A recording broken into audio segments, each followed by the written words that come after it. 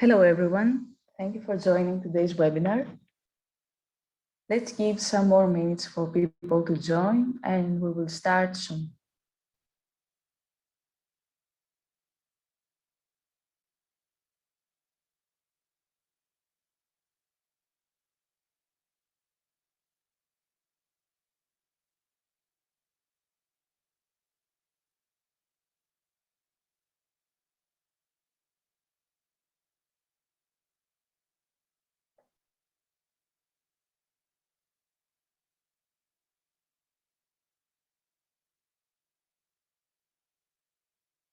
While we're waiting, we would like to thank you all for joining.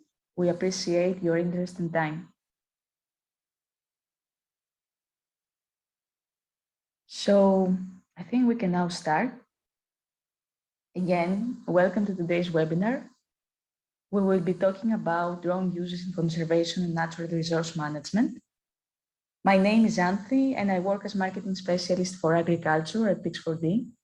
I will be your moderator for the webinar today. Let's have a look to our speakers. Nathan and Troy, they will introduce themselves a bit more as we move along with the presentation. The webinar is scheduled to last 1 hour, 45 minutes plus 15 minutes for the Q&A session. So if you have any questions during the webinar, please don't hesitate to ask them in the Q&A section that you can see on the toolbar below. In the end, we will do our best to respond to your questions. And in the Q&A session, you'll see also the questions that other people have made. In case you see the question you would like to ask already, then please use the upvote feature, which allows you to add votes to the question that's already been asked.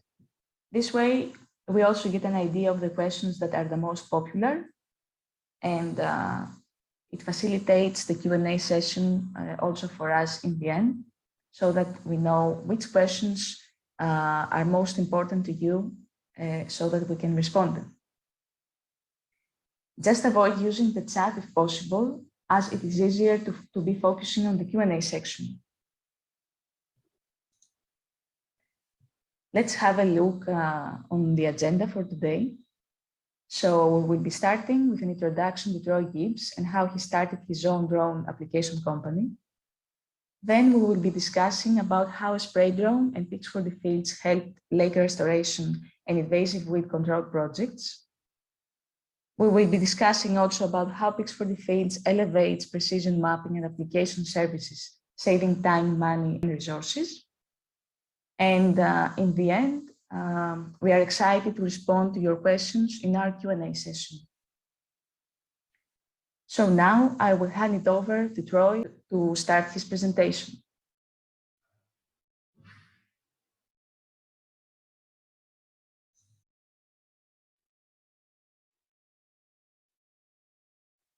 Hello, everyone. Thanks for the introduction and thanks for joining us.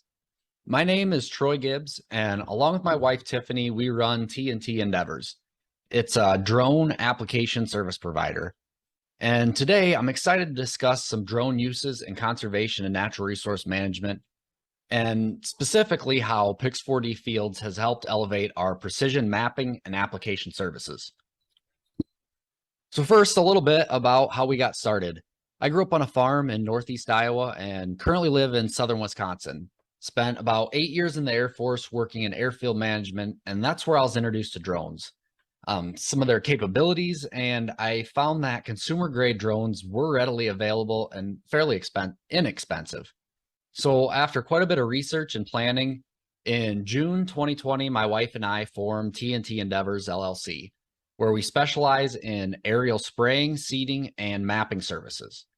And as of right now, I'm running one Agris application drone.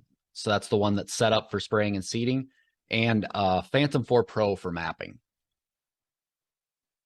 So getting started in the industry, there are a lot of barriers between licensing, insurance, FAA regulations, purchasing the right equipment, and then just being able to find parts, technical support when there's issues.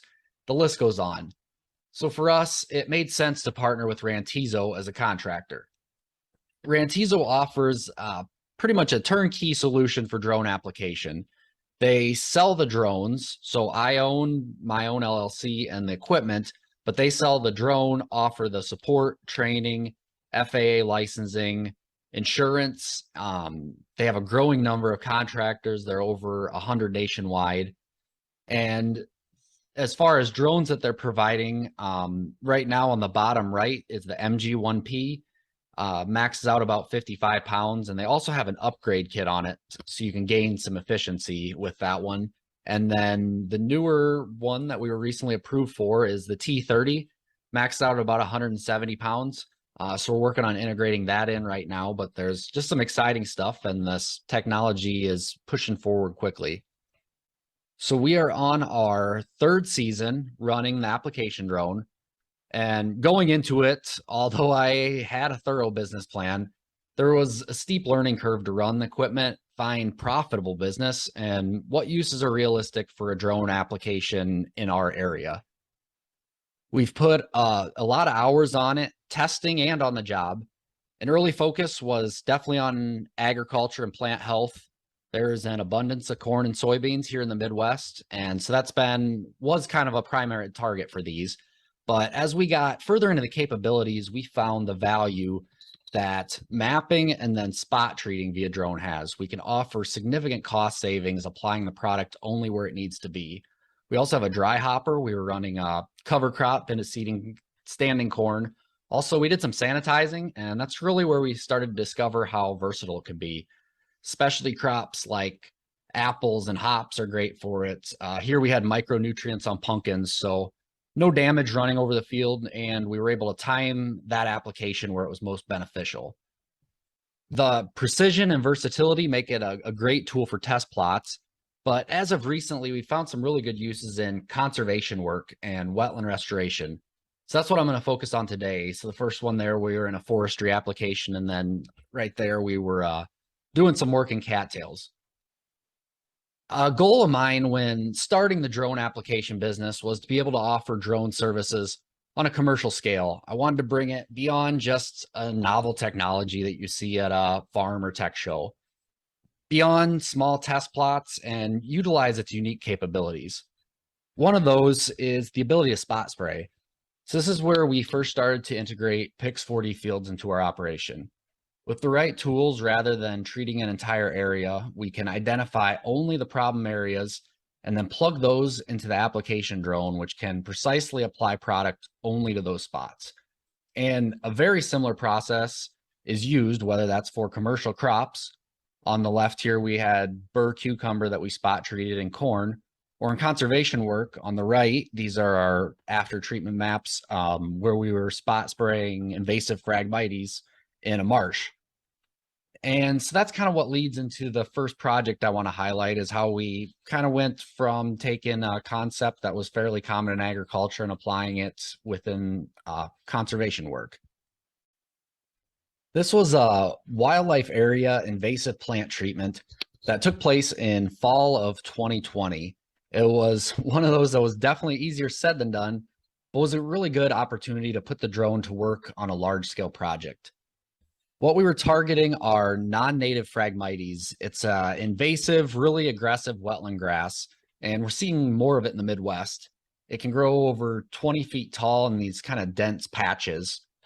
It outcompetes native plants, displaces wildlife, and just presents a lot of negative biological impacts, from drainage issues to soil nutrient imbalances, and if not addressed, can really take over some of these wetland areas. Like in the aerial videos here, you can pretty easily see the lighter colored patches of it. For this project, the Wisconsin DNR wanted 250 acres spot treated out of about a 1,400 acre nature preserve. Our objective was to identify and then apply herbicide to the targeted areas without impacting the non-target native plant areas, so spot treating. We began by mapping to the area to identify all the areas of invasives. And at the time, I didn't have the equipment, so we hired a company that flew a mapping drone, took thousands of geotagged photos, and then using Pix4D fields, stitched them together to create a master image. So we basically had a real-time Google Earth snapshot of that area. The software has different tools that help to identify the different plants using filters like NDVI, LCI, or the leaf chlorophyll index. Along with standard master imaging, we could then pinpoint the target invasives, and from there, we drew the polygons that needed treatment. Next, those areas were converted to shape files and then plugged into our spraying drone for our maps. We ended up at 183 total patches of Phragmites. These ranged from 20-foot swats to 10 acres. Most of them, though, were about half to 1.5 acres. Then I was able to get to the actual treatment where we used an aquatic approved herbicide. Each setup was coordinated with the DNR, and the drone can run an anonymous flights for this. So with set line spacing, low application height, we can get consistent coverage and minimal drift. There was some difficult terrain. We had marshland to upland with plenty of open water. There was scattered trees, and combine that with the precision required on this one, didn't really make it a realistic option for helicopter ground application. You can see some trees and stuff right there that we were going behind and getting right next to. But we used that chance to show what we can really do and differentiate ourselves and introduce some drone capabilities on a high visibility project. I believe being able to spot treat this was huge. By only applying the product where it needed to be, the herbicide use was kept to a minimum, and those non-target areas were left unharmed. And that's really a key benefit that we can provide here with the drone application. So next, there's just a few more clips from when I followed up this past summer, the following year. With a herbicide, it doesn't lie. You're going to see exactly what was hit and what wasn't. So we have some minor regrowth around trees and areas we had to pull back, but overall great results. You can see exactly what was hit and what wasn't. And again, being able to spot treat efficiently here was huge. We estimated about 95% of the invasives that we targeted in the area had been killed. So here's a nice before and after showing only those areas. And then last here is a screenshot from Pix4D where I overlaid 2020's spray shape files with imaging from 2021.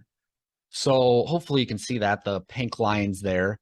It's interesting when you overlay what was input into the spray drone and what the results that yielded. And I think it's crazy how accurate and effective this proves that it was. So I have this application drone with some really incredible capabilities, and we weren't always utilizing them. After the first spot spraying job, it was obvious to me that we needed to be able to do the mapping ourselves or consistently work with someone that has the capabilities to. And by mapping, I'm referring to the process used to gather the imaging, then compile that data into a usable form where application maps and boundaries can be made. And then those geotag boundaries are what gets input into the application drone, telling it where to go. So in 2021, we began doing the mapping ourselves.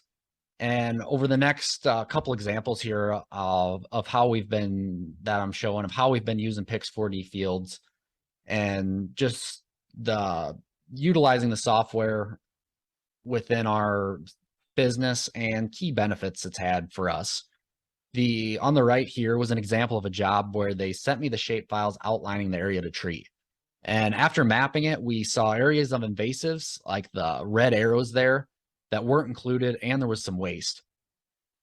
This was a wetland, so it was difficult access to scout on foot, but for us, after flying it, we were able to redraw the treatment areas, so it added smaller individual spots, but the same amount of acres in total area that were allocated were still treated. So you can kind of see here where the arrows are, where we were able to see other invasives. So then when I drew my actual application maps, I drew around these, cut off some waste, and made sure we treated only the area that needed it rather than just plugging in what was sent to me. And it's really a win-win for everyone. It helps maximize the effectiveness of the treatment with minimal to no disturbance in the healthy areas. And instances like these are exciting. I feel like we're just scratching the surface. And I had little to no experience really on the mapping side of the drone work, where you're collecting more usable data prior to around 2020. But the tools were there and we could see the value this could add to our operation. So the next step is figuring out how we can efficiently integrate this. We're a new business with limited resources, so we want to make sure we were able to justify the time and the money that we're investing in mapping equipment and software. So these examples here were all flown with our Phantom 4 Pro drone. It's worked well, and considering by today's standards, it's kind of on the lower end as far as the price point and some of the capabilities compared to larger commercial units. Our image collection rate, I guess you could call it, varies a lot depending on what data you're using the imaging for, whether that's 3D models or, like for us, larger open areas. For this type of work, I am able to fly an image anywhere from 30 to 100 acres an hour. And for us, the efficiency factor is definitely there, considering the terrain and access to these areas. Being able to cover that kind of ground quickly has been a game changer. And now we can quickly process and use that real-time imaging and find the problem areas as they arise. Properly planning is crucial in this type of work. It can be high risk, and some of the areas where we add the most value are also the most difficult to navigate. We're relying on accurate inputs for both safety and that targeted application. So this clip, we have a large area of Phragmites, like what were referred to earlier. And again, this was standard imaging from our Phantom 4 Pro.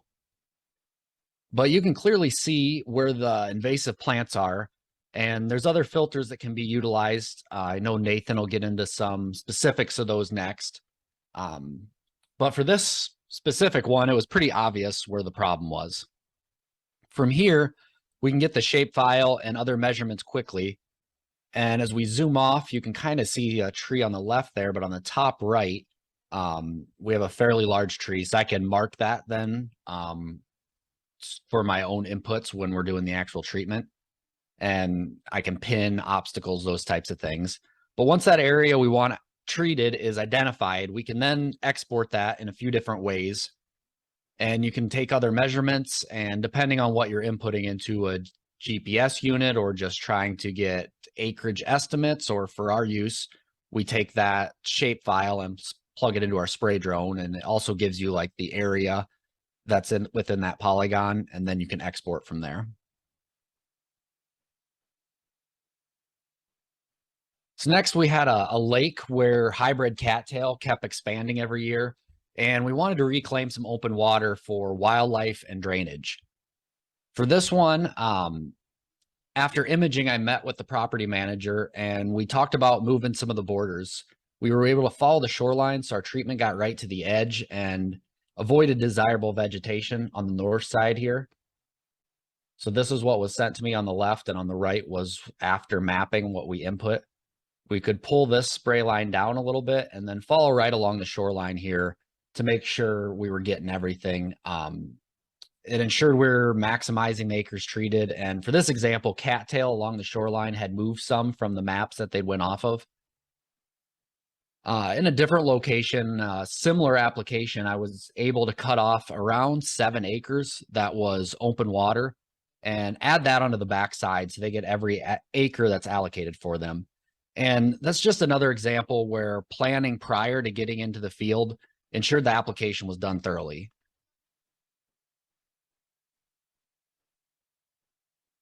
So next, putting it all together, we can now move forward with the targeted application. Besides accurate boundaries, things like just marking where trees are makes the job go much smoother. When the drone's 2,000 feet away, it's difficult to see a small sapling sticking out. So having reliable maps is important. That way we can be efficient as possible every day within that window as well, where you're also able to spray and do a high quality job. So on the video here, there was a pocket of cattail, kind of a little finger off to the side, where we were able to get right in there, right to the tree line, making a difficult, somewhat dangerous application much easier because this had been flown and mapped prior to getting there.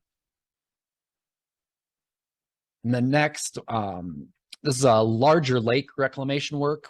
You can see that set height, line spacing, the drone's getting consistent, thorough coverage. Right here, we were getting right to the shoreline. It stops, moves to the next line, starts again, and then continues on. So it is interesting to see some of the mapping inputs put into action.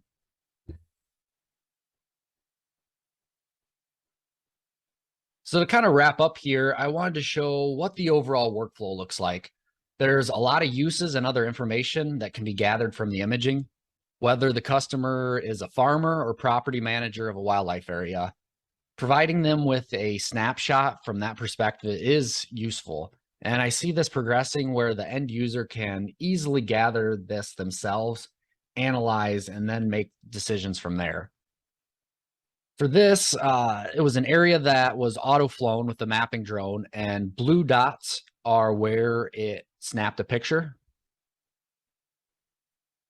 So next, we process all those images into one master image. This was a recreation area where clearings were growing up with non-native plants and shrubs right around there. So we wanted to treat this clearing with a herbicide so it can be reseeded in native prairie grass. From there, we draw the boundary within about 10 to 15 feet of the shoreline, or of the tree line, excuse me for this. And this is also where you can take measurements, plan your setups, those types of things. So then this is our final shape. And you can see the acreage right there, 4.41 acres. But this is the shape that gets input into our spraying drone. So next are screenshots from that remote. And this is our exported boundary from Pix4D Fields. So now I can plan how we're actually going to treat the field, what direction it'll fly, set the line spacing, height, and then go from there. So that's how from that, I guess we can start the application. So that's how we're using Pix4D Fields in our operation, and we're looking forward to exploring our capabilities, and utilizing these types of tools has made that possible. So with that, I'm going to conclude my portion of the presentation. I'm excited to see where this goes, and hope you all were able to get a better idea of some uses drones can have in wildlife restoration and management. So thanks again for joining us, and we'll turn it over to Nathan.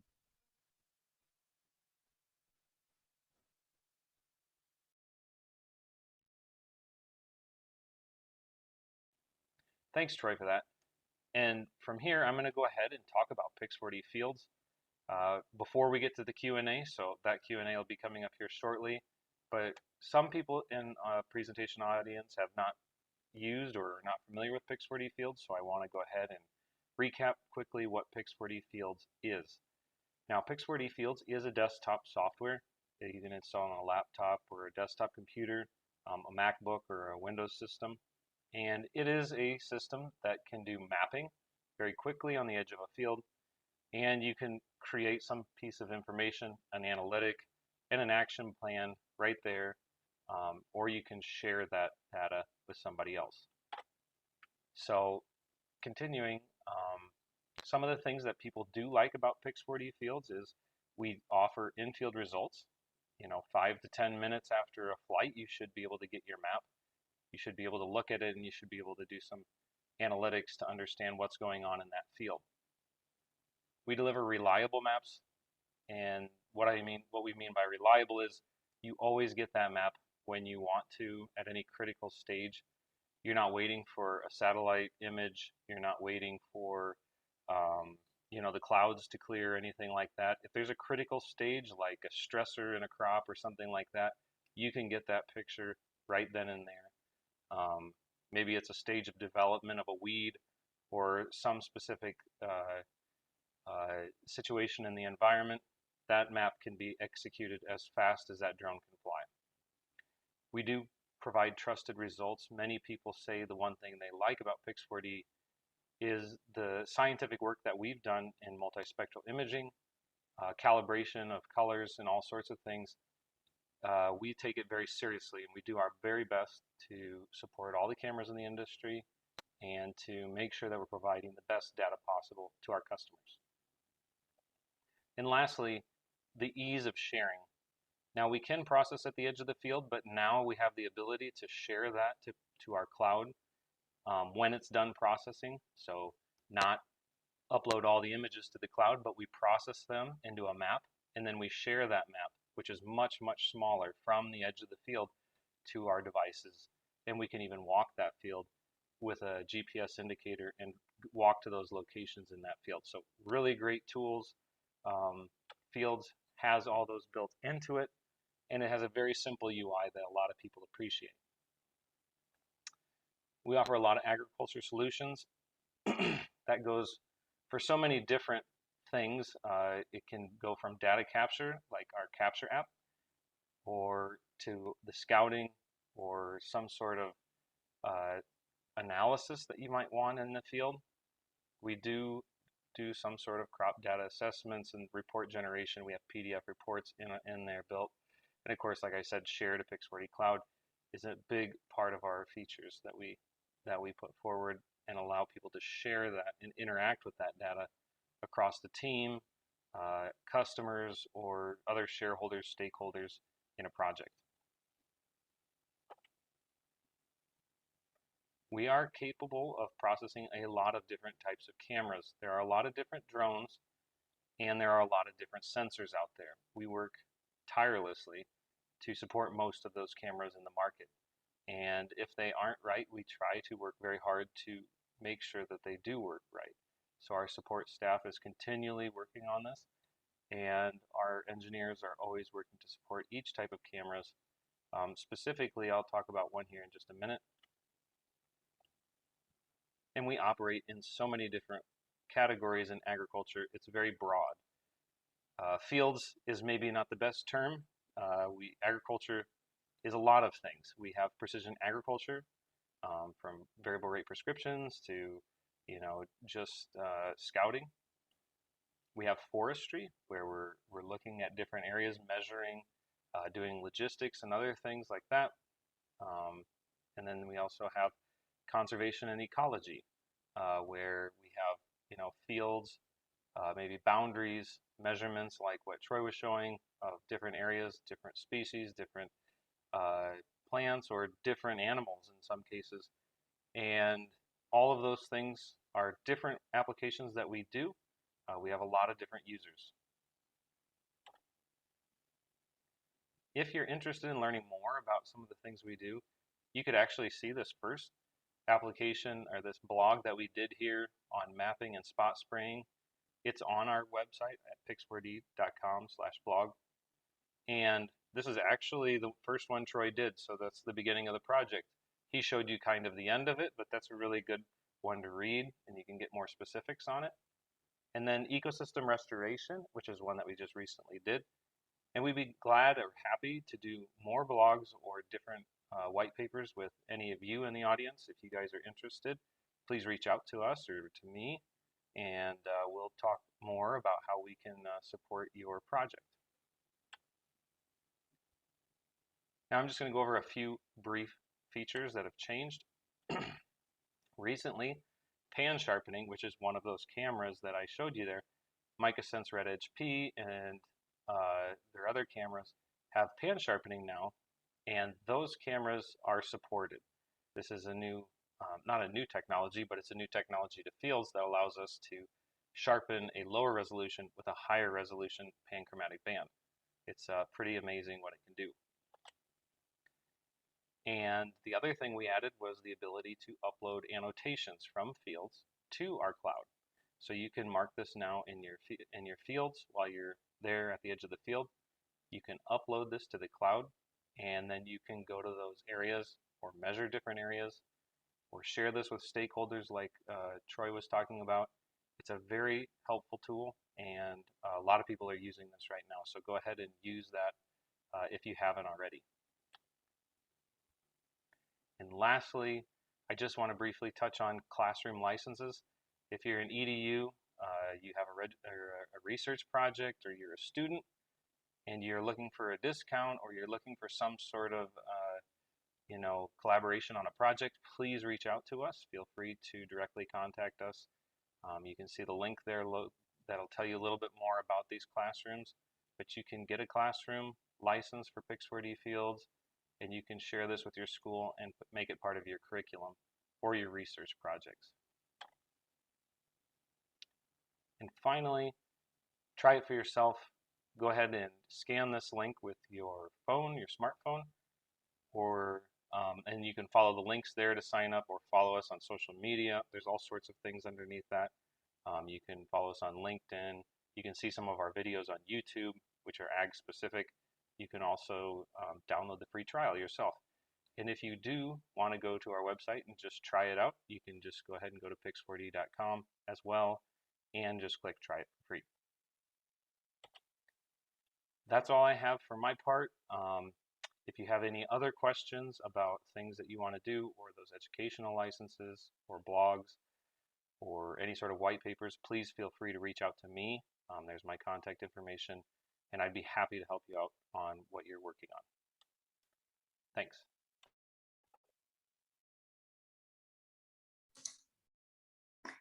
Okay, thank you very much, Nathan and Troy, and thank you to everyone who is still with us up to this point. And we're glad that all of you enjoyed the presentation, and as we can see in the chat. And before we move on to the Q&A, let's have a quick poll. So the poll question will appear on your screen, and for this specific one, you can pick more than one answer.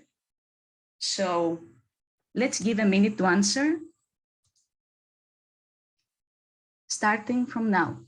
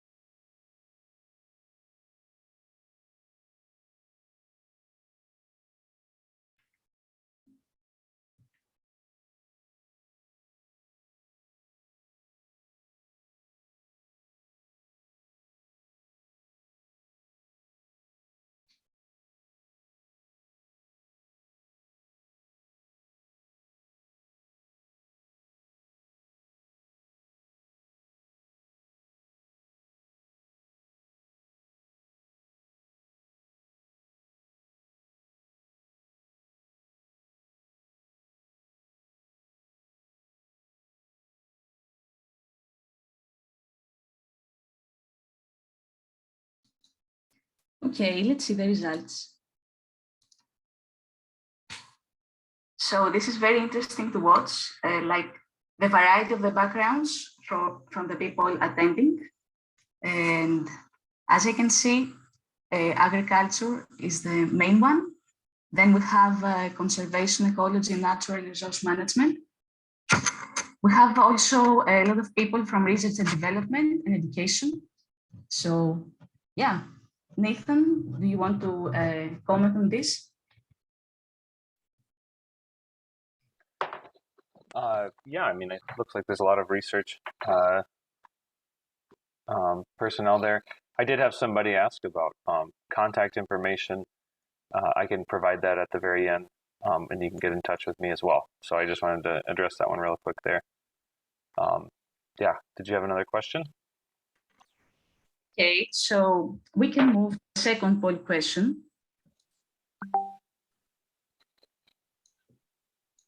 Like the previous one, you can give 1 minute to yourself to answer. And this time you can answer only one question.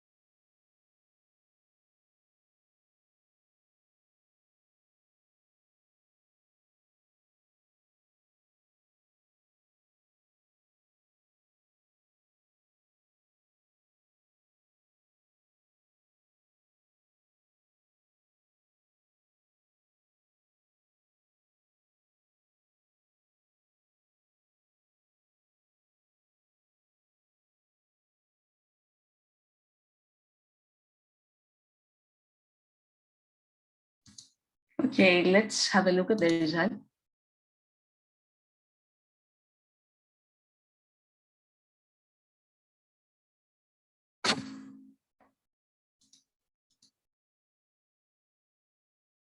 So you might not be able to view the results right now, but from what I can see on my screen, 88% of the people answered yes, which is great. And we have 12% of the people that they have never used a drone before in their workflow. So I think we can now jump into the Q&A. I see that one of the most popular questions we have is maybe for you, Nathan. So does Pix4D Fields run any spatial analysis, or are you using a supplemental program like ArcGIS Pro or QGIS? Yeah, this is a great question. We do have our own spatial analysis in the program called Index Calculator. It's a raster calculator that we run inside the program. It has a very simple UI, and you can also do, so it auto-populates with popular indices, or, like NDVI and DRE, some of those, depending on what camera you have. So if you have an RGB camera, it's going to only give you the indexes that are able to be calculated with an RGB camera, like red, green, blue camera. Or if you have a multispectral camera, you have a lot more options available to you. And if you want to do any sort of custom index, you can do that as well in the program, and it saves that so you can keep rerunning that again if you're doing it on other projects. So it's very, very helpful and very easy to use for that type of data. There's also other things in there like statistical analysis that you can use in the software that exports in CSV format, and a lot of other little tiny things. I won't go over all the details, but if you get a demo of the software, you'll see for yourself. Okay, thank you very much for answering. Let's hope to another question. So I see one. So does your application detect plant diseases? So yeah, I can take this one too. We do not have like an automated plant, disease detection built into the software. This comes into understanding a little bit about the plant physiology, as well as understanding, critical stages of plant development and other things like that. Taking a picture at the right time oftentimes shows those things. So if you have a little bit of an understanding of those things, it's very helpful. And then couple that with a little bit of, looking at the like multispectral imagery, you should be able to kind of massage out or find those areas of disease. As Troy did a great job. Now that wasn't disease, obviously, but he was showing how he could detect the Phragmites in their locations by basically the way that they appear, which you could see just even with an RGB camera and what you see in the background here of this image. Okay, so another question is whether it is possible to import a single screenshot image captures from Google Maps to Pix4D Fields and treat it there. Yeah, that's a good question too. There is an option to import a GeoTIFF into the software. So if you have a GeoTIFF from another program and you want to bring that in, you can go ahead and import that and use that as a background image.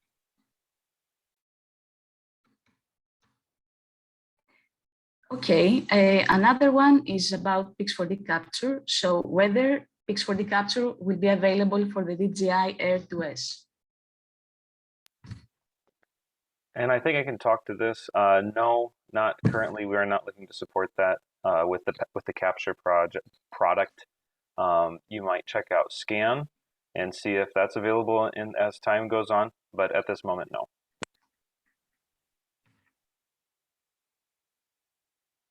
Okay, so we have another one. Whether this application can count the trees and other crops number of crops or number of fruit. Also a very excellent question. Counting and machine vision topics are very interesting. And at this moment, we do not have the ability to do that. We do recommend that we're used by a lot of people to do the orthomosaic and then they export it and then they normally bring it into a service or a system or an online portal or some other software that they can then run those automatic detection algorithms on. Normally those are very specialized to regions, locality, different crops and other things like that. So to have an extensive library of that would be pretty expensive for us to maintain at this point of our company. So no, we don't support that unfortunately fully, but we do support that workflow and we do enable people to get really great results through our maps. Okay, thank you again for answering. So now I have a question for Troy. The question is, can we know the type of drones you recommend for this type of agriculture missions? There's getting to be more out there. We're running a DJI Agris platform, so the MG1P and then T30. They've been reliable and on the front end as far as the software integration, but there are quite a few options out there, just kind of depending on what your application is. Okay, and another one for Nathan. Are drones used for forecasting the diseases in the crop? Can they be used? I believe yeah, I would say at the right stage, possibly. I'm not going to say for every crop or disease that would be possible. It just depends on how the plant manifests the disease and shows it, if it's visual or if it impacts the plant's physiology, then yes, you should be able to detect it as it progresses into a crop. I've had opportunities where I see aphid damage from insects quite well in like soybean canopies and other things like that. So it is possible to detect tissue damage to the crop and detect that. When it comes to disease, though, sometimes that's a little bit harder. Like if we're talking fungus and that kind of thing, I would say, you know, maybe. I'm not entirely sure about that one. I'd have to look more into that. But it is a good question, and the only way to know is to fly. So I think that's important for everybody to get out and to try to do some flights themselves. There are a lot of questions. Man, there's some great questions coming in. I was going to address another one here was stand counts. That has come up a couple times. And while I was here, I just thought I'd say, you know, stand counts is important. There is plans and a lot of interest in stand counts. I think stay tuned and keep talking to us. We'll look at what we can talk more about that in the future, hopefully. Other questions, I think, Troy, there was one in here that for you, I think that was good. You know, what height were you flying when you flew these? And, you know, what kind of resolution did you need? As far as height, I'm usually at 200 to 300 feet, typically that 70 to 80% overlap. And then again, that's with a Phantom 4 Pro with standard imaging. I usually try to get anywhere from 3/4 of an inch to 1.5 inches pixelation on that. And that's good enough to detect. Basically, you're just trying to detect the object that you're looking for, right? Correct. For my use, yeah, you can pretty easily pick out from like the imaging that you saw in the presentation. It's very clear at that resolution for what I need it for. Yeah, and we had a really good question here about regulations. This is a great topic, you know, for you. How are you doing the regulations? Can you tell us a little bit more about that? It varies by country, but within the US, as far as the drone goes, you need the Part 107 unmanned aircraft license. Then we're running under a Part 137 along with a heavy waiver for the aircraft over 55 pounds. And then you need to follow all state applicator regulations. It varies here by state. And then within those, there's a fair amount of regulations. Like we are not approved beyond visual line of sight. I saw that in a question here somewhere. So the aircraft needs to be within visual line of sight. And there's those types of things. There's some other odd ones like that. Yeah, and I mean, there's pesticide certifications as well, right? Correct. Yep. So that's within the US, it's on the state level. So within Wisconsin, we need to be approved to run different things. And then in different applications, whether that's row crops, a forestry application, aquatic right away, those types of things, we have to test and get certified in each individual category. Yeah, it sounds like you have a lot of certifications, don't you? Yeah, it was a process to get them, but it's good to have moving forward. So we're I am licensed in Wisconsin, Iowa, Illinois, working on Michigan and some other odd states here right now. And then I saw a question just popped up. Rantizo did help to file for those chemical applicator licenses. That was another thing just on the licensing and regulation side. It was nice to have a resource to help with that. It's a lot of paperwork and regulations to sift through. Yeah, there's a lot of, I mean, you have a lot of certifications, I'm sure, and I'm sure it's a great value to the customers that you're working with, right? Correct. As we specialize a little bit more, we'll have a better idea of focusing on those. But as new as the drone is, and you saw the different uses we've been using it for right now, I'm just trying to get certified in the categories that I know we're going to need next. Yeah, that's really good stuff. Really, I mean, there's a lot of questions around that, and I know regulations are so different based on country, and there are a lot of different countries represented, obviously, in this webinar. We're seeing people from all over the world, so that's really interesting. But yeah, we can't answer obviously to your area and your region. We obviously encourage you to look up your current legal situation in your country and consult to find out what's legal in your area. But obviously, Troy's done a lot of work and has been working with Rantizo to make sure that they have everything licensed so that they can operate as they should here in the United States. I guess you know, tell us a little bit more about how you. I guess you've got some interesting ways of setting up on these lakes and stuff. Have you been doing anything? Maybe the audience might get a kick out of some of those, how you're setting up and staging. So with this, it is relatively mobile. There's not a lot of equipment that you're going to be able to throw in the back of a trailer or a van or something like that. You can show up on the spot and treat an area, pack up, and move to the next location. So for me, efficient setup and tear down has been key. We can go do 20, 30 acres in a location, tear down in 5-10 minutes, drive to the next location and set back up. So with the drone application, we can move from area to area, and we're able to treat those smaller areas relatively efficiently rather than having a lot of equipment that we need to move. And then it is difficult access, but obviously you have a drone, so you can fly over open water, rough terrain, as long as it's within the visual line of sight. So sometimes we have to hike through the marsh once in a while just to make sure we are at a location where we have a good line of sight. But other than that, it is relatively mobile, and that's been a huge advantage for us. I also see one question here that's popped up a couple of times about RTK and GCPs, using ground control points. Maybe explain what kind of precision is necessary for this to operate. Did you use RTK or what did you use?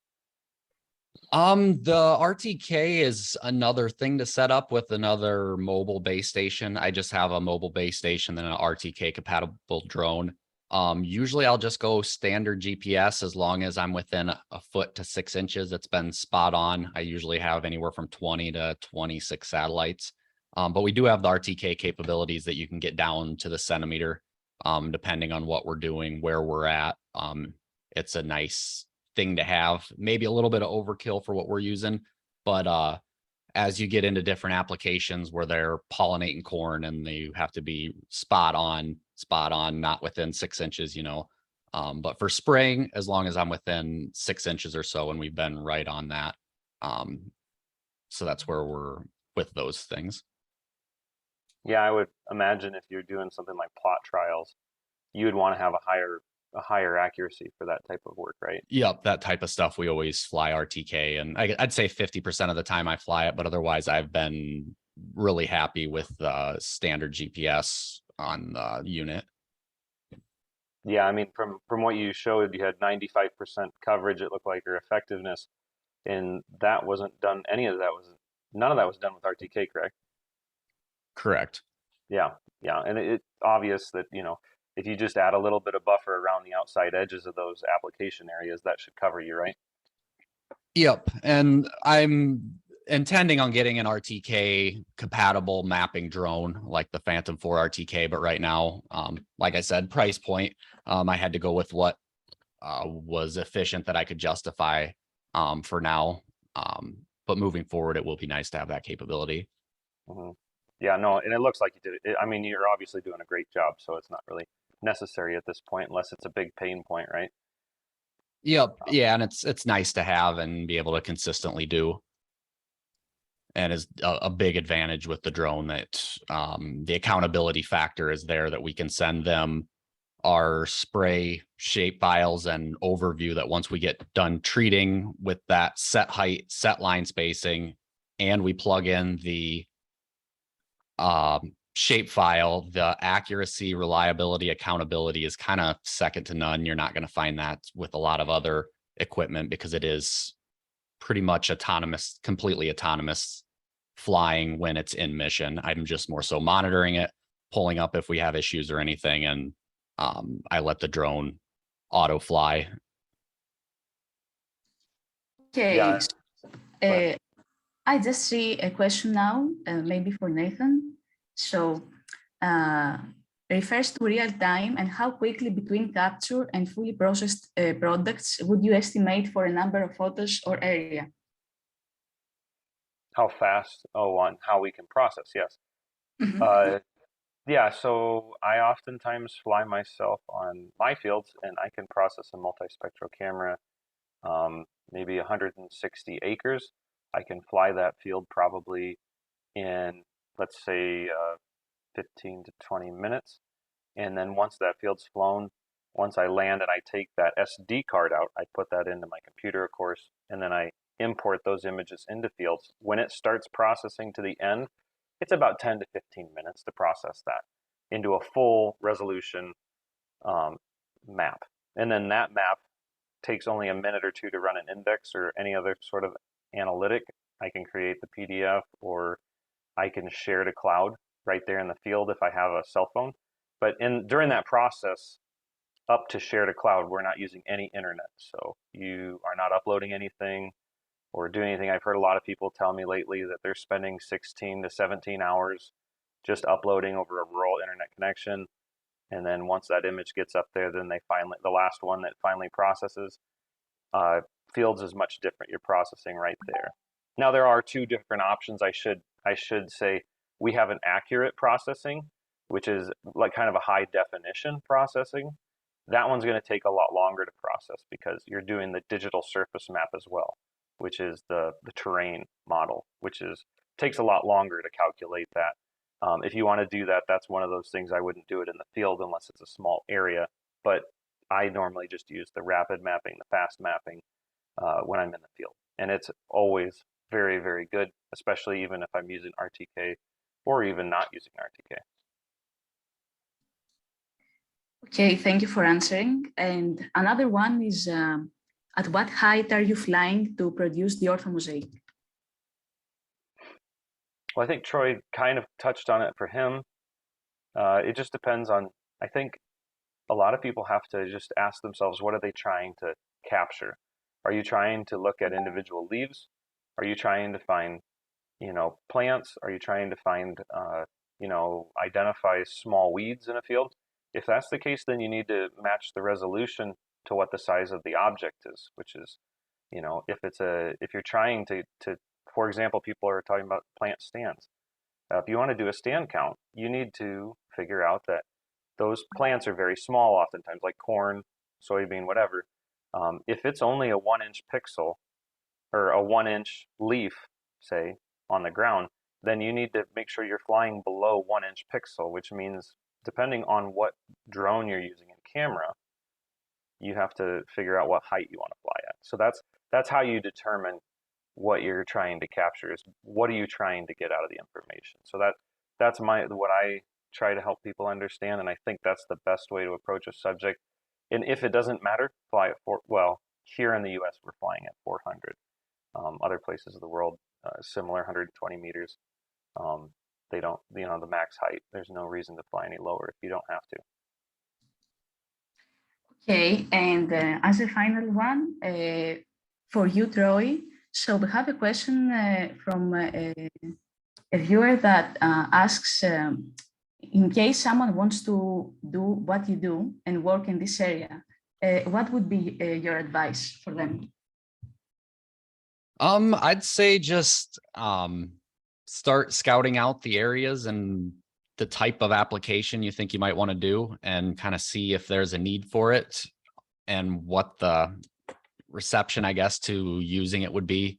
When I first got into the spray drone, we tried a lot of different things to see what works and what doesn't, and maybe tried to create a market that wasn't there in certain aspects. So we really had to find good uses for it. But I would say just look at it. There's getting to be a lot more resources out there like this type of stuff that Pix4D, these types of companies are putting out. So I think you can gain a lot from these webinars, educational type stuff like this, see how other people are using it, and then try to find something in your area that's similar to that, or a market that it could be beneficial in. And I guess doing things fast and without needing to have much of educational or scientific or technical background is much of importance, right? Regarding correct. Yep. Okay, so Nathan, would you like to respond to any other of the questions? I see too many already on the Q&A still. Yeah, there's a lot of great questions, and we're really appreciative of everybody on here. We'll try to follow up with some of you, and if you want, always reach out to me as well. My email is at nathan.stein, S-T-E-I-N, at pix4d.com. But one last question I saw here was, do we do Isobus or other types? Because, if it's illegal to spray in Germany, for example, with a spray drone, or the restrictions are heavy, yes, you can transfer this to a larger sprayer if you want to by moving the shapefile and converting it to whatever format it needs to be. So there are other ways to spray with other tools. We don't just do spray drones. There's a lot of other options out there. So yeah, we could go on and on forever on these questions. These are excellent, but really, thank you very much for all the questions today. Okay, since we have reached at the end of this webinar, I would like to thank everyone for attending. We really appreciate your time and interest. And we were also happy to manage to respond to your questions. We can follow up on responding to further questions you may have. Either you can go and contact us directly through our website, or we can pick some questions and follow up with an email after the webinar today. So yeah, feel free for further requests you may have to head over to our website or on the contact us page, and our team will be happy to assist you. And of course, you can stay tuned through our social media where we upload all of our updates, and we're looking forward to share with you more exciting things that are coming up for Pix4D Fields in the next months. So thanks again, everyone, and have a nice rest of the day.